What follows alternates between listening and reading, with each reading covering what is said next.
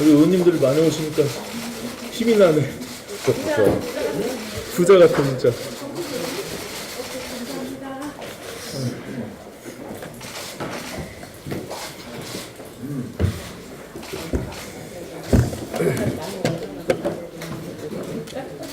오늘 정우천 장관 오랜만에. 저쪽에.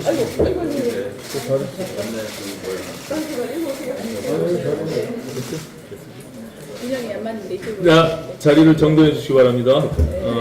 바른미래당 제43차 원내정책회의를 개의하도록 하겠습니다. 의원님들 많이 오셔서 제가 부자 된 느낌입니다. 감사합니다. 힘내십시오. 예. 나누세요 좀. 네. 제가 먼저 국회 정상화 문제와 관련해서 한 말씀 드리겠습니다. 지난 월요일 원내대표 회동 이후에 원내 수석께서도 또 물밑에서 접촉을 하고 있고 또 저 개인적으로도 양당의 원내대표와 수시로 논의를 하고 있습니다. 국회법상 6월에는 어차피 임시국회를 열게 돼 있으므로 국회 정상화 취지를 살리려면 이달 안에 5월 임시국회 소집이라도 하는 것이 바람직하다고 생각합니다. 정치 공방은 이미 지난 한 달 상호 간에 원 없이 했으니 이제 서로 한 발씩 물러서서 국회 정상화를 위한 중지를 모아야 할 때라고 생각합니다. 그런 의미에서 어제 민주당 비공개 의총에서 쏟아진 강경 발언들에 대해 우려를 표하지 않을 수가 없습니다. 패스트트랙 자체를 부정하고 철회를 요구하며 장애로 나간 자유한국당에도 유감 표명도 못하고 고소고발 취하도 없다면서 조건 없이 들어오라고 사실상 백기투항을 요구하면 협상이 어찌 진전되겠습니까? 야당에게 최소한의 국회 복귀 명분을 만들어 주는 것 또한 국정 운영을 책임진 집권당에 감당해야 할 몫입니다. 강경 일변도로 나가는 자유한국당에 이어 민주당까지 강대강으로 맞불을 놓게 되면 소모적인 정쟁만 끝없이 반복될 뿐 국회 정상화의 출구는 찾기 어렵게 될 것입니다. 자유한국당 또한 지난 한 달 동안 할 만큼은 했으니 상대가 결코 받아들일 리 없는 제안은 이제 거두고 패스트트랙 법안들에 대한 진지하고 성실한 협상을 전제로 여야 합의 처리 추진을 약속받는 선에서 국회 복귀의 루트를 찾는 것이 현실적이고 합리적인 태도라고 생각합니다. 쟁점 법안들이 패스트트랙 올라간 상태에서 더 이상 시간을 끌면 끌수록 자유한국당만 불리해질 것입니다. 자유한국당이 국회 복귀를 거부하고 계속 장외로 돌면 결국 정해진 일정에 따라 패스트트랙 법안들은 원안대로 본회의에 상정될 수밖에 없습니다. 국회로 들어와서 법안 심의에 참여해서 따질 것은 따지고 또 고칠 것은 고치는 것이 현명한 선택이라는 것을 분명히 말씀드립니다. 그나마 다행인 것은 민주당의 의원총회가 국회 파행 정상화와 관련해서 원내 지도부에 전권을 주기로 했다는 것입니다. 어차피 각 당 내부에서 쏟아지는 백가쟁명식의 요구를 한 곳에 모두 담을 수는 없는 만큼 전권을 가진 원내대표 간 단판으로 문제를 푸는 것이 불가피한 수순입니다. 자유한국당도 주말 서울 집회가 끝나면 장외투쟁 일정이 사실상 종료되므로 다음 주초가 적기라고 생각합니다. 3당 원내대표가 다시 만나 끝장 토론을 해서라도 접점을 찾아야 합니다. 이런 구상을 가지고 양당과 일정을 조율해 나가겠습니다. 그 다음 정책 이야기 하나 하겠습니다. 국회가 파행을 겪으면서 정치권의 시선이 온통 패트에 가 있는 틈을 타서 최근 청와대가 납득할 수도 없고 용서할 수도 없는 황당한 인사를 자행했습니다. 2017년 5월 대선 직후 인천지법에 사표를 내고 불과 이틀 만에 청와대로 자리를 옮겨서 크게 논란이 됐던 김영현 전 법무비서관 후임으로 이번에는 사표를 낸 지 석 달이 된 같은 법원 출신의 김영식 전 부장판사를 임명한 것입니다.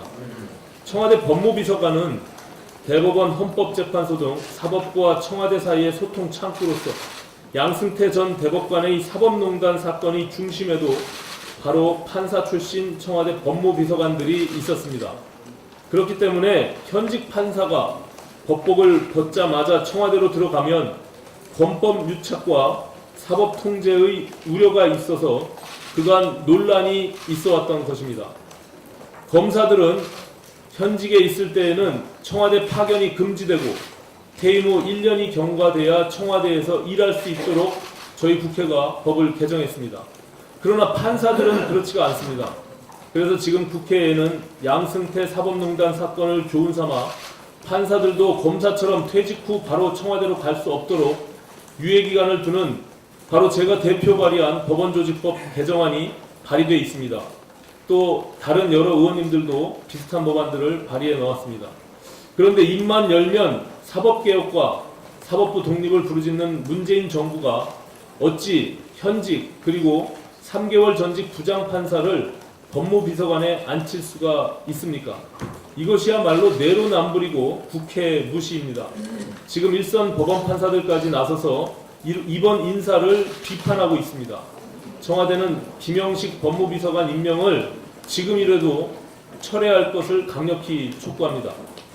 덧붙여서 엊그제 여권이 검경수사권 조정과 관련해서 당정청 협의를 열고 경찰 권한의 분산을 위해 경찰청장과 지방청장 지휘를 받지 않는 국가수사본부 설치를 결정했다고 합니다.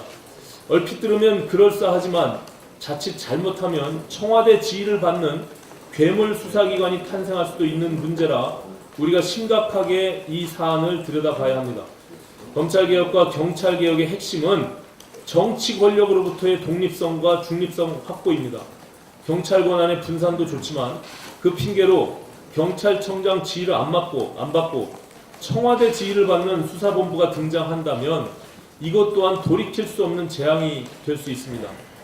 같은 맥락에서 현재 패스트트랙에 태워져 있는 공수처 법안들 중 공수처장뿐만이 아니라 공수처 차장, 공수처 검사, 공수처 수사관 모두를 대통령이 임명하도록 한 민주당 백혜련 의원 안은 우리가 수용할 수가 없습니다.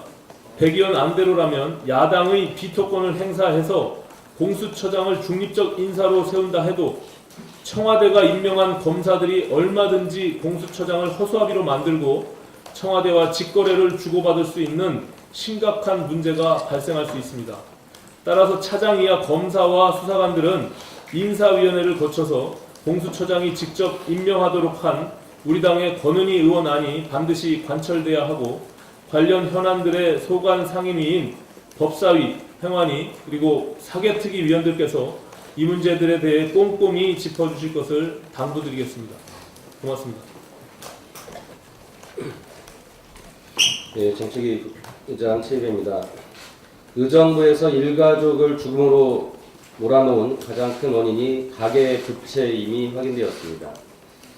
한국은행이 22일 발표한 2019년 1분기 중 가계신용에 따르면 가계부채 잔액이 사상 최대인 1,540조 원으로 집계되었습니다.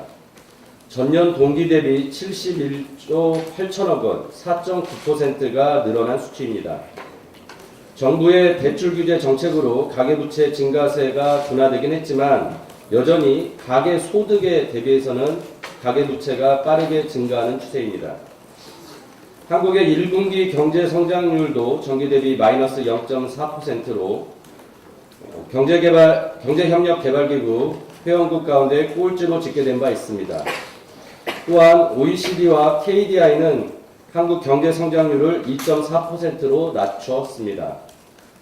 고용노동부 최저임금 현장 실태 보고서는 최저임금 인상 부작용을 처음으로 인정하였고 실제 고용은 계속 줄어들고 소득 분배의 양극화도 가속화되고 있습니다.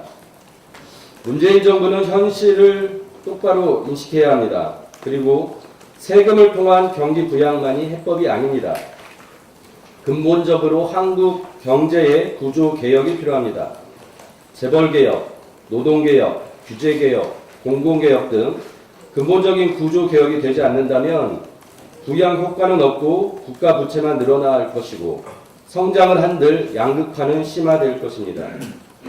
정부는 한국 경제의 구조 개혁에 적극 나설 것을 촉구합니다.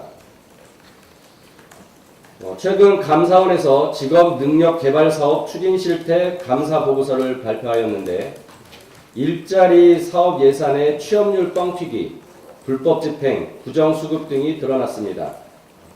2013년부터 17년까지 1조 5천억 원이 투입된 상위 10개의 훈련 기관의 훈련 과정의 수료자가 훈련 관련 직종에 취업한 취업률과 훈련과 무관하게 취업한 단순 취업률의 차이가 작게는 10%에서 크게는 50%로 직업훈련 기관들이 직업훈련과 무관하게 취업한 사람들을 직업훈련을 통해 취업한 것처럼 뻥튀기 하였습니다. 예를 들어 직업훈련기관이 태양광 발전 시스템 훈련 과정을 수료한 사람을 식당 종업원으로 취업했음에도 에너지 관련 직종에 취업한 것으로 허위 직계 보고한 것입니다. 더구나 단순 취업률과 훈련 관련 직종 취업률의 차이가 20%를 초과하는 직업훈련 기관의 비중이 2013년 35%에서 2017년 53%로 계속 증가하는 실정입니다. 즉, 정부 주도의 직업훈련 사업이 유장 취업 전문 사업으로 된 것은 아닌가 싶습니다. 또한 정부 위탁 사업자는 차명 계좌를 이용하여 강사료 일부를 돌려받은 사실이 감사 결과 적발되었습니다. 속된 말로 나라에 돈이 없는 것이 아니라 도둑이 너무 많은 것입니다. 정부는 이번 감사 결과 시정에만 머물 것이 아니라 전체 일자리 사업에 대해서도 철저히 점검하여 2020년 예산 편성에 반영해야 될 것입니다.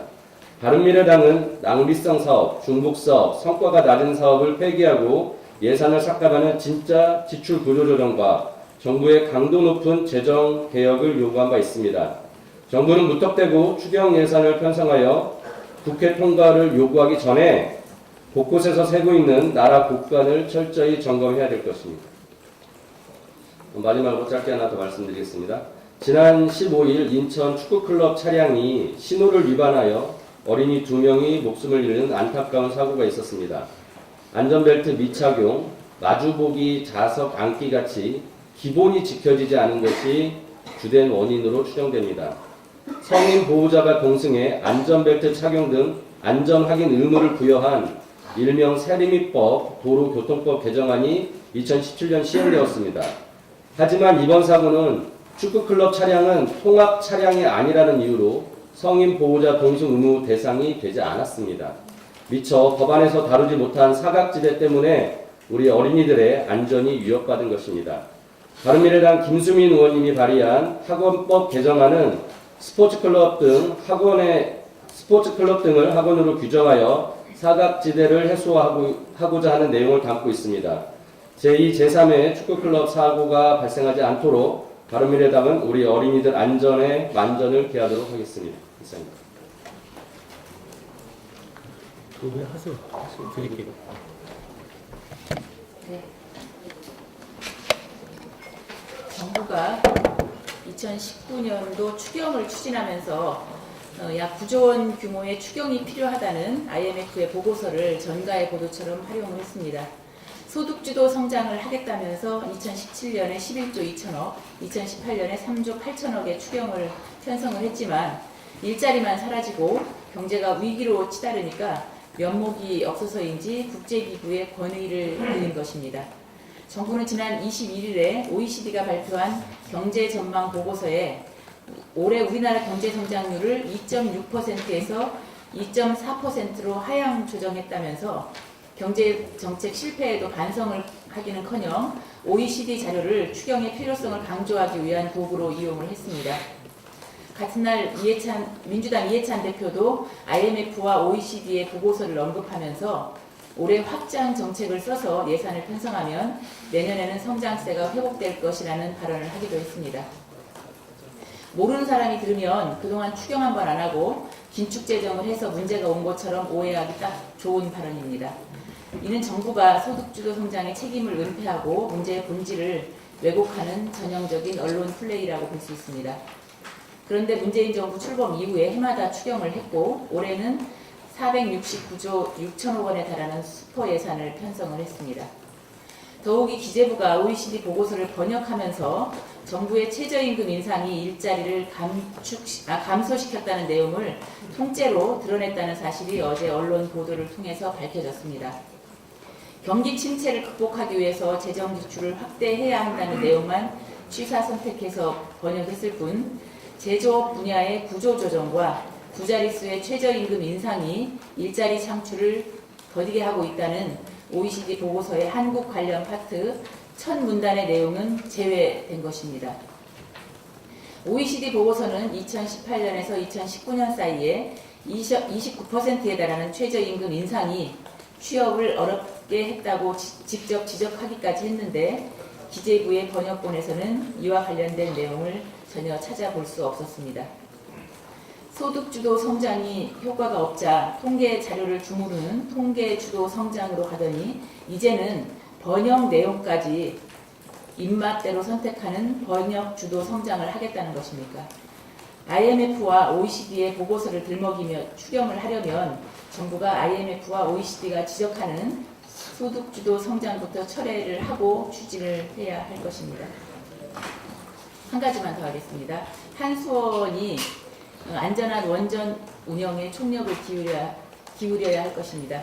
지난 10일 한빛 원자력 발전소 1호기가 재가동 승인 하루 만에 수동 정지하는 중대한 사고가 발생을 했습니다. 원자력 안전위원회에 따르면 이번 사고는 당시 한수원 직원들의 인적 실수와 법 위반이 핵심 원인이었던 것으로 나타났습니다. 원자력 제어봉 운전자는 계산을 잘못해서 제어봉을 과다 인출했고 그 결과 원자로 출력이 운영기술 지침서상 제한치인 5%를 넘겨서 18%까지 폭등을 했습니다. 출력이 제한 기준을 넘으면 원자로를 즉시 세워야 하는데 이 직원이 본인이 자의적으로 판단해서 출력을 낮춰 계속 운전을 시도를 했습니다. 또 이 과정에서 면허가 없는 정비원이 제어봉을 조작한 정황도 포착됐습니다. 이번 사고를 놓고 일부 원자력 전문가들과 반원전 시민단체들은 원자력 출력 급증은 순식간에 중대 사고로 이어질 수 있는 매우 위험한 일이라며 불안하고 위험한 원자력 발전소는 당장 문을 닫아야 된다고 주장하고 있습니다. 물론 이번 제어봉 과다 인출로 인한 원자로 출력 급증 사고는 처음 있는 일이고 그래서 충격을 주고 있고 국민들을 불안하게 하는 것은 사실입니다. 하지만 많은 전문가들은 인적 실수나 법 위반에 대한 처벌을 통해서 재발 방지 조치를 취하는 것은 당연하지만 언론에서 원자력에 대한 공포를 조장하는 것은 문제가 있다는 지적도 하고 있습니다. 실제 한빛 1호기의 경우에 제어봉 인출이 계속되었더라도 원자로 출력 25%에서 원자로가 자동 정지되도록 설계되어 있어서 체르노빌 같은 폭발 위험은 전혀 없다는 것입니다. 이번 사고를 계기로 한수원은 통렬하게 반성을 하고 조직 기강 확립과 원전 안전 운영 제도 강화에 총력을 기울여야 할 것입니다.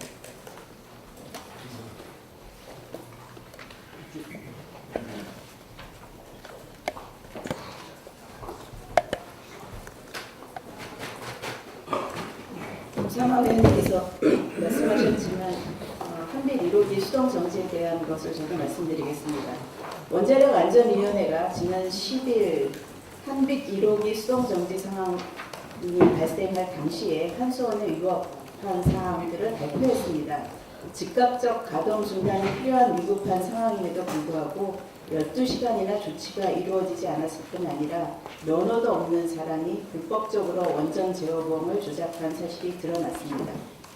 저는 이번 사건의 근저에는 세계 최고의 원자력 기술을 보유하고 있음에도 불구하고 탈원전이라는 구호에만 매몰되어서 국내 원자력 안전 기술과 원자력 안전 인식까지 포기해버린 정부의 잘못이 있다고 생각을 합니다. 갑작스런 탈원전 선언으로 원자력 기술은 물론 원자력 안전에 대한 기술 개발과 산업 발전은 뒷전이 되었습니다. 우수한 원자력 분야 인력은 외부로 유출되고 원자력 안전을 위한 기술 개발과 부품 생산은 설 자리를 잃고 있습니다. 세계 최고로 평가받는 국내 원자력 기술이 정부의 갑작스런 탈원전 정책으로 졸지에 불신의 대상 기피 산업이 되었습니다. 정부는 이번 한빛 1호기 수동 정지 사건이 탈원전에 매몰된 정부의 안일한 원자력 안전기술 인식에서 비롯된 결과라는 것을 인정해야 할 것입니다. 우리나라에는 아직도 19개의 원전이 국내 소비 전력의 30% 정도를 책임지고 있습니다. 또한 포화 상태의 사용 후 핵 연료 문제도 심각한 상황입니다. 원전을 안전하게 운영하고 사용 후 핵연료 처리를 위한 기술 개발이 지속적으로 이루어지려면 원전을 적폐 또는 탈폐해야 될 것으로 치부해 버려서는 안 될 것입니다. 다행히 최악의 사고는 면한 한빛 1호기의 수동 정지 사태를 반면교사 삼아서 지금이라도 정부는 탈원전 정책에서 벗어나 운영 중인 원전의 지속 가능한 기술 개발과 원자력의 안정적인 운영 방안을 마련해야 할 것입니다. 또한 국회 과방위에서는 전체 회의를 개최해서 원자력 안전위원회의 현안 보고를 통해 정부의 원자력 안전 정책을 전면 검토해야 할 것입니다. 바른미래당은 원자력 발전소의 안정적인 운영과 관련 기술이 사장되지 않도록 지속 가능한 원자력 안전 기술의 발전 방향을 만들기 위해 노력하겠습니다. 이상입니다. 네.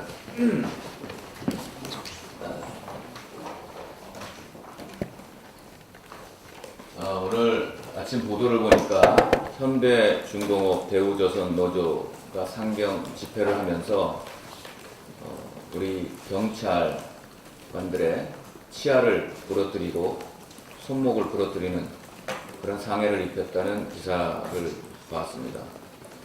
민노총의 폭력 시위는 이미 선을 넘었습니다.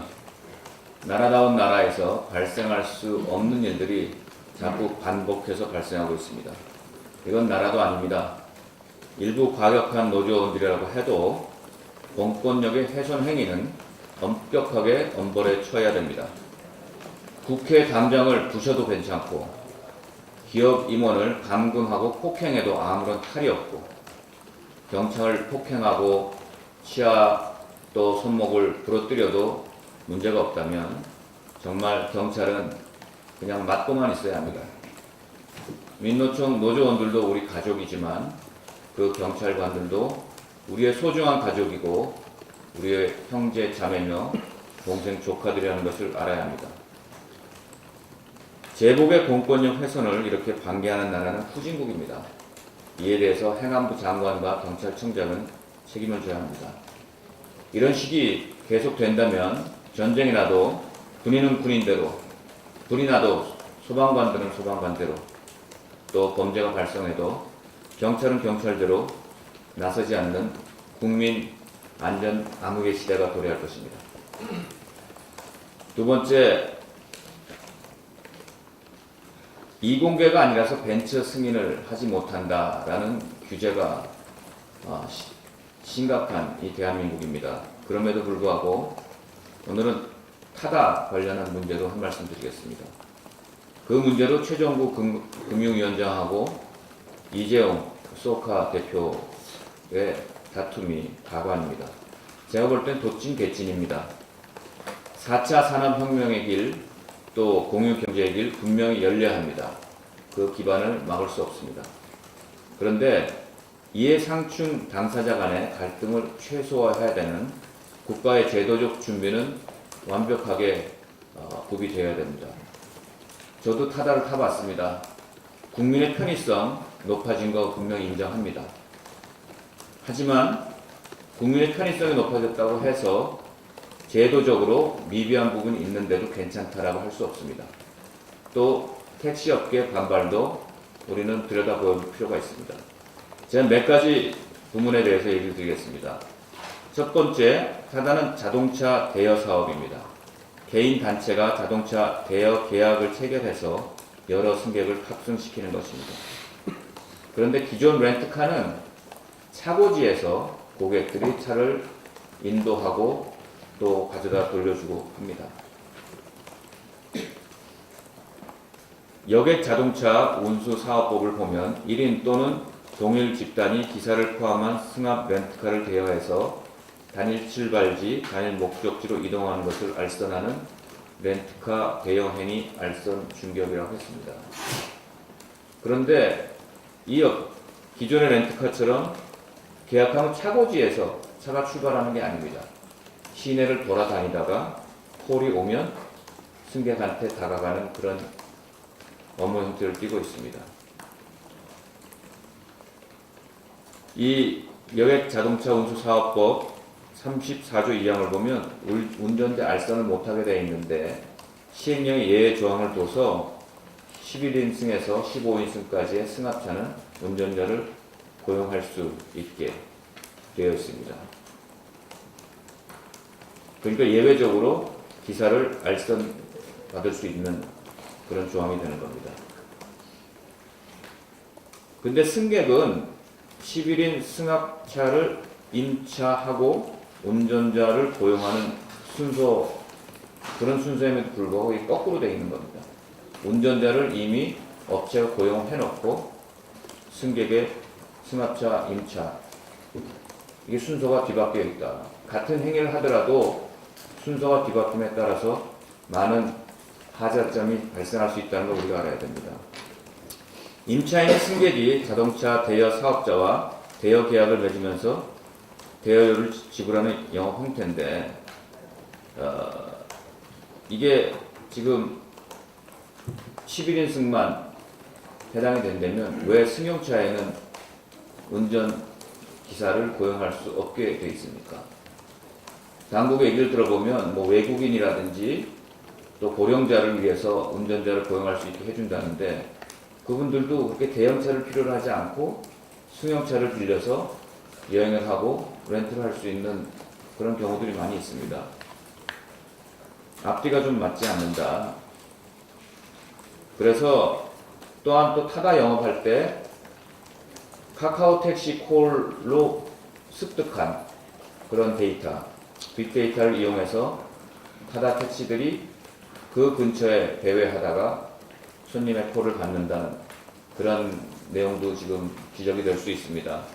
이것은 정보통신망법에 위반이 되는 것은 아닌지, 또 카카오톡 그 본사와 소카라는 회사가 그 내부 정보, 빅데이터를 서로 거래하면서 이용하는 그런 내부자 거래에 해당하지 않는지도 여부도 우리 들여다봐야 됩니다. 종합적으로 정부가 제도의 준비가 미흡하기 때문에 이런 이해 상충자 간의 갈등이 발생하는 거 철저하게 제도적인 완비를 먼저 해야 된다. 그때까지 타다 영업에 대해서는 임시적이든 제한적이든 뭔가 제한을 가하든 어떤 방법을 통해서라도 그 갈등을 해소하고 제도적인 완비를 구한 다음에 하는 것이 더 4차 산업 혁명 시대를 나아가기에 더 좋은 방법 아닌가 생각합니다.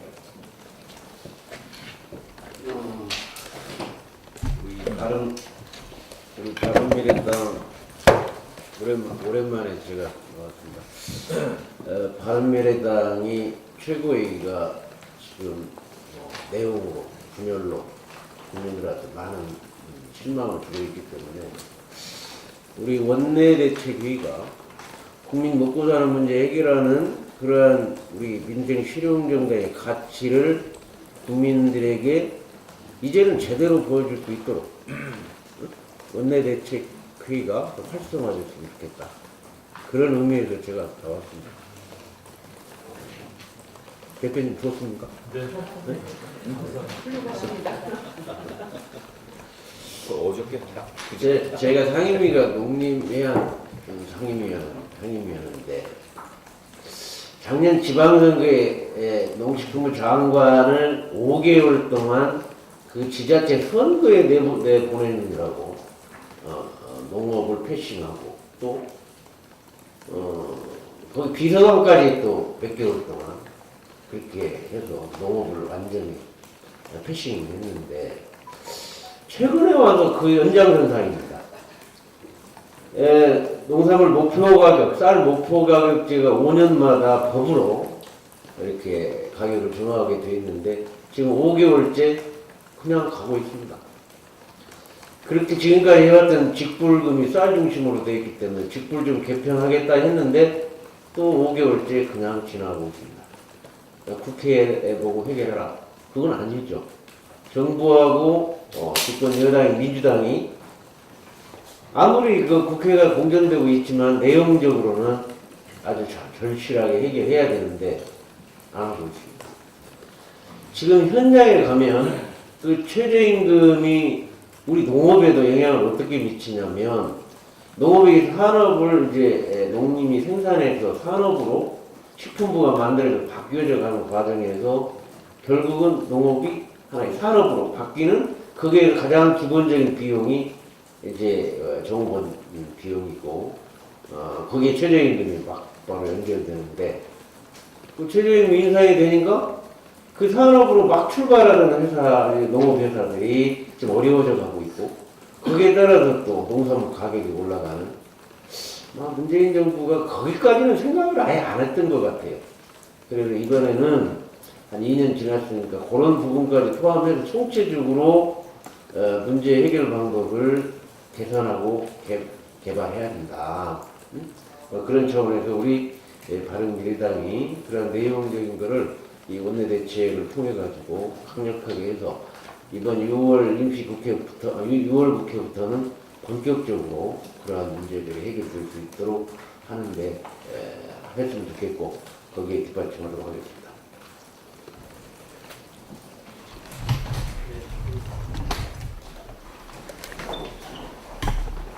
두 가지가 아니라 두 가지 말씀입니다. 손학규 대표님께 사과 말씀드립니다. 어제 제가 손학규 대표님의 당 운영 문제를 비판하는 과정에서 부적절한 발언을 한 점 정중하게 사과드립니다. 당내 문제를 두고 치열한 논쟁 중이기 때문에 표현 하나하나가 평소보다 더 정제되었어야 했는데 그러지 못했습니다. 손 대표님께도 찾아뵙고 사과드리겠습니다. 어제 정치인이 끊임없는 혁신하지 않으면 안 된다고 말씀드렸던 건 제 개인적인 경험에서 비롯된 것이었습니다. 얼마 전에 저는 군대 내 휴대폰 사용의 문제점을 지적했다가 청년들로부터 호된 비판을 받았었습니다. 시대 변화를 이해하지 못하고 기존의 고정관념으로만 판단했던 제 자신을 반성하게 되었고 물리적인 나이 차이를 극복하기 위해 끊임없이 혁신하고 소통하지 않으면 안 된다는 깨달음을 얻었습니다. 그와 마찬가지로 민주화운동 했던 사람 역시 혁신하지 않으면 민주주의로부터 탈선할 수 있다는 충언을 드리려던 게 어제 발언의 취지였습니다. 손 대표님 직접 뵙고 사과드리는 자리에서 저희 진심도 잘 전달하겠습니다. 손 대표님께서 걱정하셨던 것처럼 정치권의 금도가 흐트러지지 않도록 더욱 정진하겠습니다.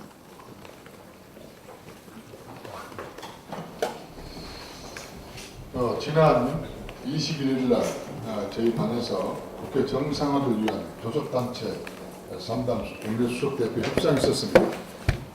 언론에 나온 것처럼 여야 간의 입장만 확인하는 자리였습니다. 저는 민주당과 한국당이 조속한 국회 정상화를 위해서 역지사지하는 마음으로 조금씩 양보하도록 중간에 조언했지만 양당은 자기 주장만 앞세운 거짓말 부르다 처음 만난 그 자체의 의미를 두고 헤어졌습니다. 지금 국회에는 시급히 처리해야 될 민생 현안과 법안들이 산적되어 있습니다. 이 자리를 빌어서 부디 성의 있는 자세로 국회 정상화를 위한 협상에 조속히 나설 것을 민주당과 제1야당인 한국당에 촉구합니다. 요즘 청와대가 각 부처나 청와대 소속 직원들을 대하는 꼴을 보면 마치 경 부리듯 대하는 것 같습니다. 청와대 조금이라도 비판적인 언론 보도가 나오면 정보 유출자를 색출하기 위해서 일단 관련 부처 공무원이나 청와대 직원들의 핸드폰부터 뒤진다는 겁니다. 그 사례가 연일 언론에 보도되고 있습니다. 이것이 뜻하는 것은 딱 두 가지입니다.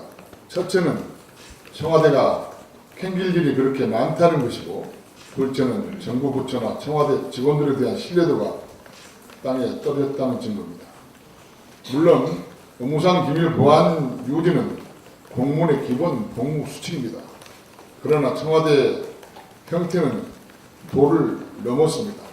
무슨 일이 있든 일단 핸드폰부터 내놓으라고 하는데 어떤 공무원이 충성심을 가질 수 있겠습니까?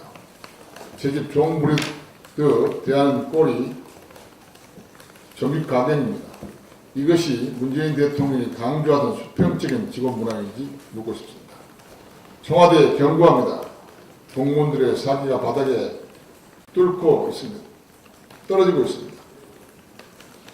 청와대의 의심증 같은 작태를 당장 버리십시오. 정부 부처 공무원들로부터 의심증을 거두고 국가의 공복인 공무원들의 일하는 환경을 만드십시오.